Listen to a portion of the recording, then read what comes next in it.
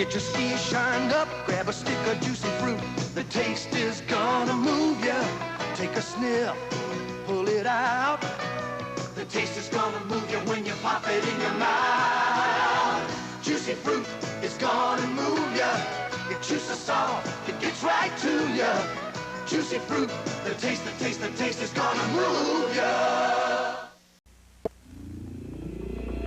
The largest and hottest library of 16-bit games plays on Sega Genesis, featuring Streets of Rage, the fighting game that'll knock your socks off, with 40 individually controllable attack moves, and a neighborhood crawling with punks, muggers, and urban slime.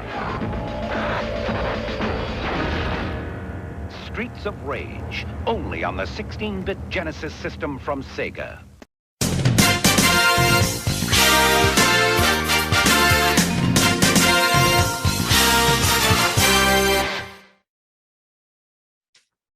Look, can you talk about this season? How tough is Mike?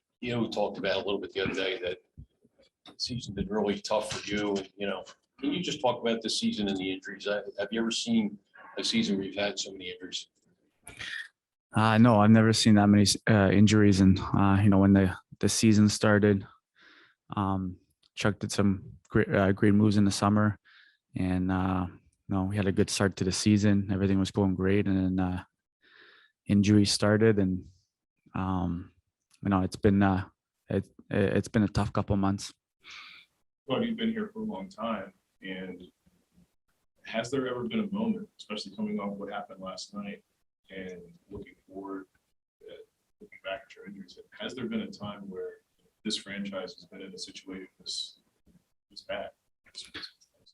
I mean, we've had seasons that we didn't make the playoffs, and but I think this year it's, guys are working their butt off, trying to put in a few wins, and last night we're playing a good game. We're controlling the game, and then one bad things happen, and then the second one, and then it's just the only word really is just very frustrating. What was it playing right home like last night? It wasn't too fun. No, yeah, it hasn't been too fun for a good amount of time here, and we want to win hockey games. We want to play the right way. It's just not happening right now.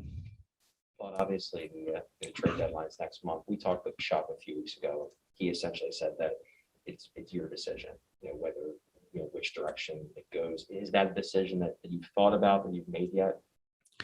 To be honest, I haven't talked to Chuck yet about any of this. I'm sure we will at one point. But right now I'm committed to this team and start winning some hockey games and keep working as a team here. Last year, you talked about you'd be really proud to stay in one place your entire career. Do you still feel strongly about that? Yeah, I mean, it's the organization here. It's been great for me for the last 14 years. They treated me the right way. Had a chance to play with a lot of great players and had great coaches, and I feel it's an honor to be to been a Flyer this long. How much will your stable personal life play into any decision that you make to win your with the clause? Because you seem to be a pretty stable and happy husband and father. I mean, there's a lot of come to play, obviously, and that's a big one for sure. I mean, like I said, I haven't had a chance to talk to Chuck. Obviously, we have a lot of things to talk about. What's best for the Flyers organization, what's best for me, and we'll just go from there. As obviously the captain of the team, you guys don't want to give up on the season. But at the same time, I mean, you guys can look at the standings, see the reality of the situation. How do you, as a leader, keep the team motivated and focused on the present, even with things like the deadline?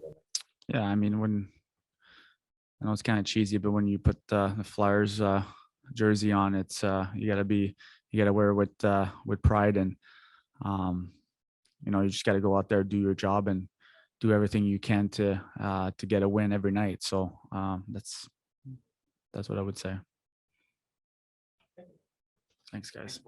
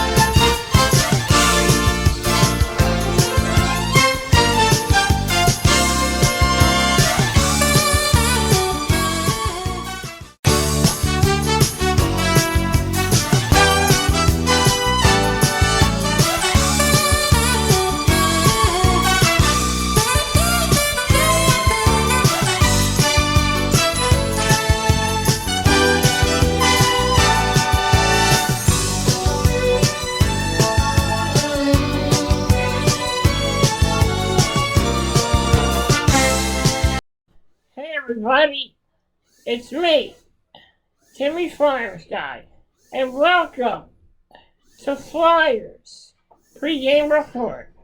I'm your host, Timmy Flyers Guy. When we last left off, the Philadelphia Flyers faced off against the Pittsburgh Penguins on Tuesday.